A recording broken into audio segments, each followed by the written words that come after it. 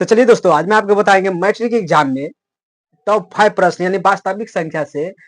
देखिए, एनसीईआरटी का आप मैथ जानते होंगे ना, चैप्टर 1 है वास्तविक संख्या। उससे आपको 10 नंबर आता है ना, 10 नंबर से ऑब्जेक्टिव सब्जेक्टिव दोनों मिलाकर। तो उससे आप आगे वीडियो देख लीजिएगा तो आपको 5 नंबर, ये वीडियो से आपको 5 नंबर 100% तय है। 5 नंबर बनना एग्जाम में 100% तय है। इसमें से ये 5 प्रश्न लिए हैं, ये पांचों में से कोई ना कोई एग्जाम में आना तय है, एकदम विश्वास मानिए और वीडियो को देखिए। एग्जाम में नहीं आएगा तब आके आपको कमेंट करना है सही में या गलत में। ये 5 वीडियो को, मतलब 5 ये प्रश्न को आपको देखना है। देखिए, पहला प्रश्न है 867 और 225 यूक्लिड एल्गोरिथम के प्रयोग से एचसीएफ निकाले। दूसरा है 12, 15 और 21 अभाज्य गुणनखंड विधि से एचसीएफ और एलसीएम निकाले। तीसरा है दो संख्या का मौस और लस 306 और 657 है एवं पहली संख्या 9 है तो दूसरी संख्या निकाले। तीसरा है सिद्ध करे √3 अपरिमित संख्या है। चौथा है दशमलव प्रसाद निकाले। इस तरह का प्रश्न आपको 100% है, जिनमें से 3 प्रश्न पक्का ही फंसने वाला है, 3 या 2 पक्का कंफर्म है। एक नंबरिया में आएगा, है ना। आपको देखिए, इसमें आपको 10 नंबर आता है, ऑब्जेक्टिव और सब्जेक्टिव दोनों मिला के बात कर रहे हैं। तो इसमें आपको देखिए बताएंगे 10 नंबर उठा के आना है एग्जाम में, बस। देखिए, चैप्टर बाय चैप्टर आपको क्लीन करेगा, यानी वास्तविक संख्या आप पढ़ने की कोई जरूरत नहीं पड़ेगा इससे देखला के बाद। पहला क्वेश्चन के हल करेंगे, है कि ना। हल स्टार्ट। क्या है, यूक्लिड एल्गोरिथम के प्रयोग से निकालने का था। तो हम क्वेश्चन नहीं उतारेंगे, डायरेक्टली हल करेंगे। देखिए, जो डबल रहता है और इसको हम, इसको सूत्र होता है यूक्लिड एल्गोरिथम के सूत्र होता है, क्या होता है, ए बराबर बी क्यू प्लस में आर। बस इतना आपको सूत्र याद है। देखिए, एग्जाम में आपको ए बी सूत्र पूछ सकता है। पहला कितना है, सबसे डबल रहता है उसको ए मानते हैं, छोटा रहता है उसको बी। ए कितना है 867 बराबर 225 गुना। देखिए, बी क्यू का मतलब यहाँ पर गुना होता है। अब कितना से गुना करने के बाद इतना आना ही चाहिए, या इससे थोड़ा कम, इससे ज्यादा नहीं जाना है। इतना आप दिमाग लगाइए। जब 4 से लगाइएगा, 4 से तो ज्यादा जाने वाला है कि ना। तो 3 से लगाइए, है कि ना। कैसे, 3 से। अब 3 से हम गुना करते हैं, देखिए यहाँ पे आपको दिखा देंगे सब। 225 में हम 3 से गुना करते हैं। 5 या 15, हाथ में 1, द्वितीय 6, 1 7, द्वितीय 6 यानी 675 आ गया। अब प्लस 675 इसमें से घटाएंगे 867 में, 867 में से ये घटा देंगे, है कि ना। 600 कितना आया है 75, माइनस कर देंगे, क्या कि 2 घट गया, ये हो गया 16, 16 में से 7 जाएगा तो आई 1 बचेगा, है कि नहीं। ये 1 बचेगा, क्या कि 7 बचा, 7 में से 6 जाएगा तो 1, 192 बच गया। 192 बच गया। इधर ये प्लस है, क्या कि हम 4 से लगाते थे ज्यादा हो जाता है, तो इसलिए प्लस। अब इसको 225 के इधर ले आइए, 225 के इधर लिख देंगे बराबर 192 इधर लिखिए गुना। हम 2 से गुना करेंगे तो लगभग 400 लपेट जाने वाला है, लेकिन 1 से गुना करेंगे। प्लस कितना बच गया, इसमें से घटा दीजिए, है कि ना। तो घटाइए, तो ये हो जाएगा 5 में से 2 जाएगा तो 3 बचेगा, है कि ना। फिर जाएगा 22 में से 19 चला जाएगा, 22 में से 19 जाएगा तो कितना बचेगा, आपको पता होना चाहिए। 22 में से 19 चला जाएगा तो आपको 3 बचने वाला है, ये आपको पता होना चाहिए। फिर 193 के उधर ले आइए, 33 से मल्टीप्लाई कीजिए। देखिए, 33 में हम 10 से गुना करेंगे तो 300 हो चला जाएगा, 5 से गुना करेंगे तो 150 होगा, है कि ना। सॉरी, देखिए 5 से हम गुना कर देते हैं इसको, तो लगभग 6 से गुना करते हैं, कोई दिक्कत नहीं होने वाला है। 6 से 6 18 हाथ में 1, 6 18 1 19, 198 ज्यादा हो गया तो 5 से गुना करेंगे। प्लस 5 से गुना करेंगे तो कितना आएगा, देखिए सामने में कर देते हैं आपको। 5 या 15 हाथ में 1, 5 या 15 1 16, 165। अब 165 घटाएंगे इसमें से, 193 में से 165 को माइनस कर देंगे, है कि नहीं। जितना बचेगा उन्हें प्लस करके लिख देंगे। 13 में से 5 जाएगा तो 8, बचा 8, 2 ये खत्म, 28 हो गया। 33 के फिर उठा के यहाँ लाएंगे, 28 गुना का 1, गुना के 1, कहीं 1 में प्लस कितना हो जाएगा 28 और 5 32। फिर 28 के इधर ले आएंगे, कितना हो जाएगा? तो 5 के यहाँ लाएंगे 50, 25 और 3, 25 और 3 कितना होगा? 28। फिर 5 के यहाँ उठा के लाएंगे और 3 से मल्टीप्लाई करेंगे, एक दा प्लस में 2, कोई दिक्कत नहीं। फिर 3 के यहाँ उठा के लाएंगे, जब तक यहाँ 0 नहीं आएगा जब तक छोड़ेंगे नहीं। 2 गुना 1 प्लस में 1, 3 हो गया, 2 1 3। फिर 2 के इधर उठा के लाएंगे, 1 गुना 2 प्लस में 1, इतना हो गया। अब हमको लिखेंगे, देखिए इसमें आपको HCF कितना आया? HCF कितना आया? कितना से काटा? 1 से काटा, तो आपको HCF कितना हो जाएगा? 1। ये क्या हो जाएगा आपको आंसर? पहला आपको प्रश्न हल हो गया, यानी 5 प्रश्न में से पहला प्रश्न आपको हल हो चुका है। अब दूसरा बनाते हैं, ये पर आपको बना देते हैं। दूसरा है 12, 15 और 21 अभाज्य गुणनखंड विधि से HCF और LCM दोनों निकालना है, यानी अभाज्य गुणनखंड विधि से LCM और HCF दोनों हमको निकालना है। तो चलिए स्टार्ट करते हैं। कहला है 12, 15, 21, 12, 15, 21 तीनों को अभाज्य गुणनखंड विधि से हल करना है। 2 से 6, फिर 2 से 3, अब नहीं लगेगा, फिर लगा सकते हैं 3 से तो एक दाम में लगेगा, यही ना। तब गुना कर सकते हैं, 2 का गो है 2 गो, गुना 3 का गो है 1 गो, गुना 1, यही ना होगा। फिर नी में लगाएंगे 3 से, 3 पचे 15, फिर 5 से हम लगाएंगे तो एक दाम में कर जाएगा, तो 3 गुना 5 गुना 1, यही ना होगा। फिर लगाएंगे इसमें 3 से, तो 3 से तो 21, फिर हम 7 से लगा सकते हैं 1, यानी 3 गुना 7 गुना 1, यही है। इतना समझ आ गया होगा, ये आपको इतना अभाज्य गुणनखंड विधि से हल करना आता होगा। अब इसको देखिए, HCF निकालने के लिए आपको सब में कॉमन देखना है जो कौन मिल रहा है। 2, इसमें 2 नहीं है, इसमें भी 2 नहीं है। 3, इसमें भी 3 है, इसमें भी 3 है, तो बस 3 ले लेंगे, है कि नहीं? 1 3 मिला, कोई दिक्कत नहीं।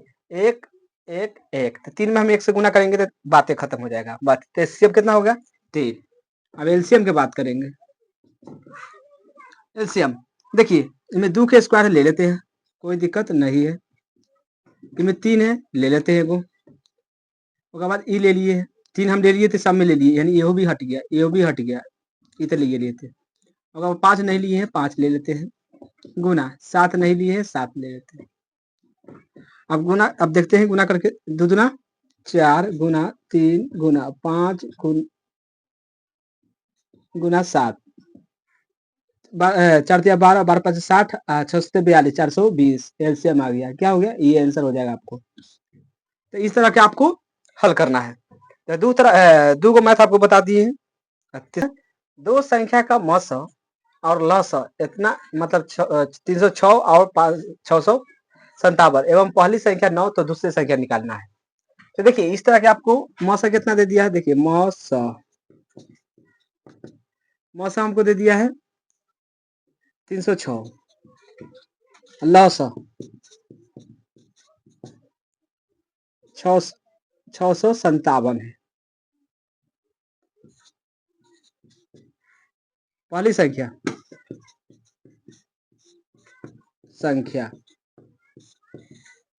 9, तो दूसरी संख्या निकालने का होता है, दूसरी संख्या हमको निकालने का होता है। इस तरह का प्रश्न आपको सेम क्वेश्चन आपको समझ आता होगा। देखिए दूसरी संख्या आपको निकालना है, सूत्र आपको याद होना चाहिए, इसको सूत्र आपको याद होना चाहिए। सूत्र होता है दूसरी संख्या बराबर दूसरी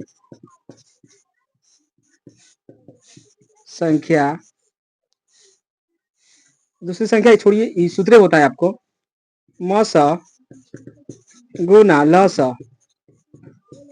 बराबर पहली संख्या गुना दूसरी संख्या, पहली संख्या गुना दूसरी संख्या, यानी मसा गुने लसा बराबर पहली संख्या गुने दूसरी संख्या, बस ये सूत्र है। मसा कितना दे दिया है? 306 गुना 657 बराबर पहली संख्या दे दिया है 9, दूसरी संख्या हमको निकालना है। दूसरी संख्या निकालना है। अभी 9 बाटा में चला जाएगा, है कि नहीं? ये बाटा में इधर चला आएंगे तो 306 गुना 657 बाटा में 9 बराबर दूसरी संख्या। कोई दिक्कत नहीं, क्या कि गुना में है तो बाटा में आ सकता है। अब इसको हम काटते हैं, देखते हैं। आधा 3 से काट के, 3 से काटेंगे इसको, 3 तिया 9, इसको हम 3 से काट देते हैं, कोई दिक्कत नहीं होना चाहिए। 10 तिया 30 और 3 दूना 6। अब इसको भी हम 3 से काट सकते हैं, कोई दिक्कत नहीं है कि ना। तो 3 दूना 6 और 19 तिया 57, कोई दिक्कत? कोई दिक्कत नहीं। अब गुना कर देते हैं, 102 और गुना 219, तो गुना करेंगे 102 में 219 से हम मल्टीप्लाई कर देते हैं। 9 दूना 18, 3 2 दूना 4, कितना हो गया? 0 से गुना करेंगे तो 0 हो जाएगा, फिर 1 से गुना करेंगे तो सेम टू सेम आने वाला है। जोड़ देते हैं, 8 3 9 4 13 6 7 3 9 4 13 1 14 6 7 1 8 हो जाएगा, यानी आपको हो जाएगा 28,438। यहाँ पे आप लिख सकते हैं दूसरी संख्या बराबर, यहाँ पे बराबर 28,438।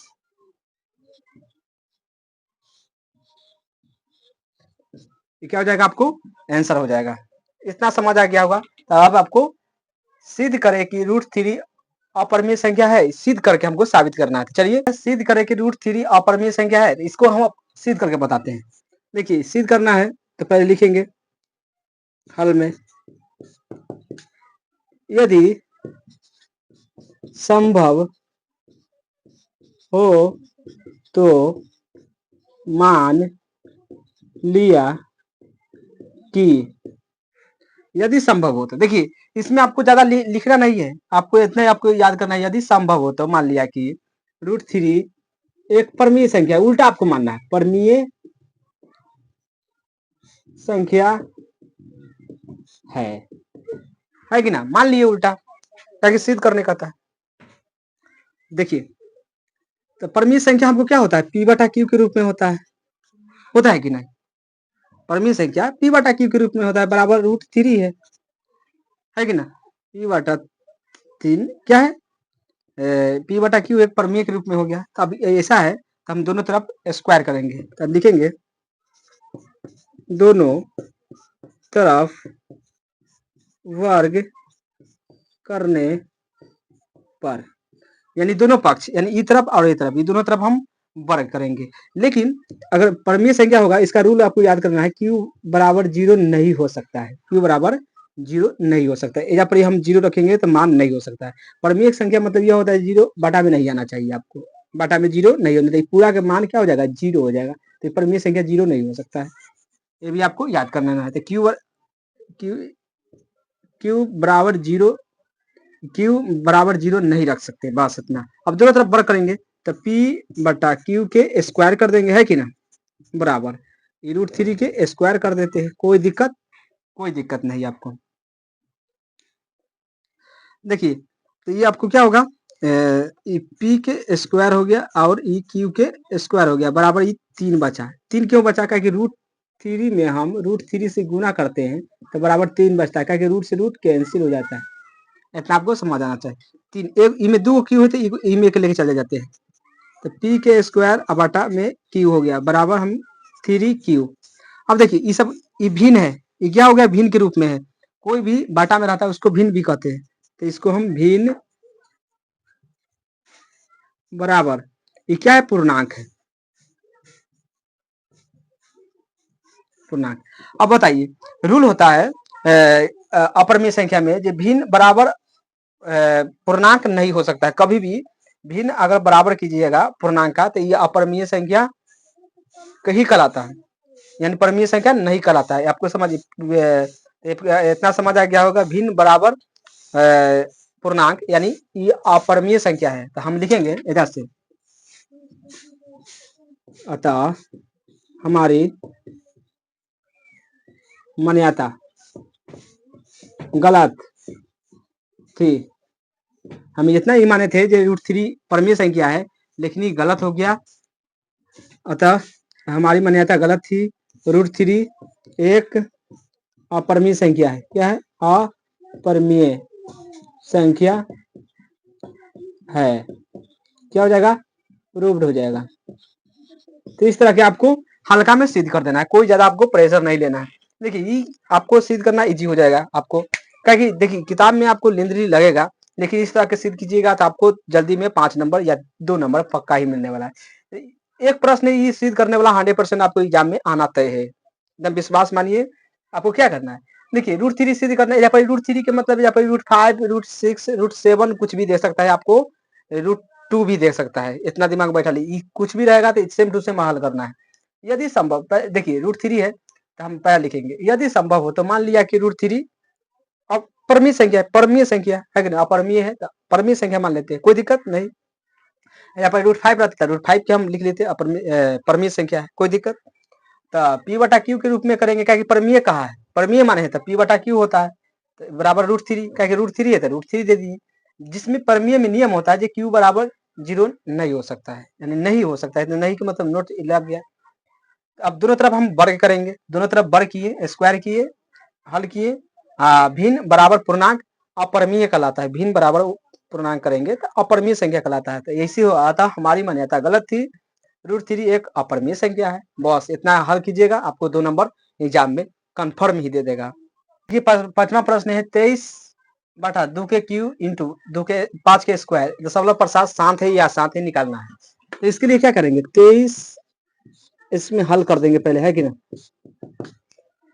2 के क्यू के मतलब क्या होता है, देखिए समझिए, 2 के क्यू के मतलब होता है 2 3 बार, तो 2 को हम 3 बार गुना कर देंगे, बराबर 2 दूना 4 4 दूना 8 हो गया। उसके बाद 5 के स्क्वायर का मतलब क्या होता है, 5 के स्क्वायर का मतलब होता है 5 2 बार, 5 25 हो गया। कोई दिक्कत, कोई परेशानी, कोई दिक्कत। तब हम गुना कर देंगे, यानी हमको हो जाएगा 8 गुना 25, 23/8 में 25 से गुना कीजिएगा तो 8 5 40, हाथ में 4 है, 8 दूना 16 4 20, 200 आ गया, है कि ना। अब इसको हम भाग देंगे, अगर कट गया तो शांत है, नहीं कटा था अशांत है। तो हम 23 में कैसे भाग देंगे, 200 से भाग दे रहे हैं, या दशमलव बैठाएंगे 0 आ जाएगा, काटेंगे एक मरतबे, 200 आ गया, 30 आ गया, है कि ना। फिर नहीं 0 उठा सकते हैं, फिर हम लगाएंगे 1 के दाम में, फिर 200 आ गया, फिर आ गया 100, फिर 0 बैठाएंगे, फिर 2 5 10, पूरा कट गया। इतना समझ आ गया होगा, ये कट गया तो क्या हो गया, शांत है। क्या है, 0.115, क्या हो जाएगा, आंसर आपको हो जाएगा, मतलब शांत हो जाएगा। लिख देना है शांत, दशमलव प्रसार शांत है। तो इस तरह आपको टॉप 5 प्रश्न हमको बता दिए हैं। ये आपको वास्तविक संख्या से प्रश्न आएगा तो इसी तरह के प्रश्न आ सकता है। देखिए यहाँ पर अंक चेंज कर सकता है, लेकिन पूछेगा सेम प्रश्न, यहाँ पर अंक चेंज करके पूछेगा सेम प्रश्न, यहाँ पर 2 संख्या का अंतर वाला में प्रश्न आपको मसला से कहता है, उसमें से खाली अंक चेंज कर सकता है, लेकिन प्रश्न सेम टू सेम रहने वाला है। सिद्ध करे में √3 की जगह √5 भी दे सकता है, √7 भी दे सकता है, √2 भी दे सकता है। समझ आ गया होगा। दशमलव प्रसाद में जहाँ पर कुछ भी देख के कहेगा शांत है। तो इस तरह आपको 2 या 3 प्रश्न आपको मैट्रिक एग्जाम में देखने को मिलेगा। तो इससे बात को रहेगा वास्तविक संख्या है, तब इसके बाद क्या बचेगा, बहुपद। आप बहुपद से जितना भी प्रश्न बनेगा वो आपको अगला टॉपिक में बताएंगे। देखिए इससे आपको इतना आप देख लिए हैं तो आपको 5 से 10 नंबर आपको कंफर्म है आएगा एग्जाम में, एकदम कंफर्म मान लीजिए। और वीडियो को एंजॉय कीजिए, देखने के लिए थैंक्स।